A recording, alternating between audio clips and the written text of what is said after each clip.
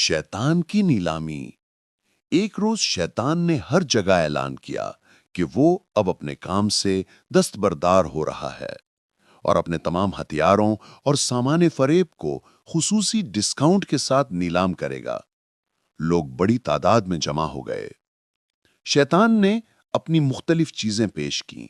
गुरूर, खुद पसंदी, शहवत, माल की हिर्स, गुस्सा, हसद, शोहरत की ख्वाहिश और दूसरी बहुत सी बुराइयां। इन सब के दरमियान एक चीज ऐसी थी जो बहुत पुरानी, घिसी पीटी और बोसीदा लग रही थी, लेकिन उसकी कीमत बहुत ज्यादा थी। किसी ने हैरत से पूछा, ये पुरानी चीज क्या है? शैतान ने जवाब दिया, ये नाउमीदी यानी मायूसी है। उस शख्स ने कहा, ये इतनी महंगी क्यों है?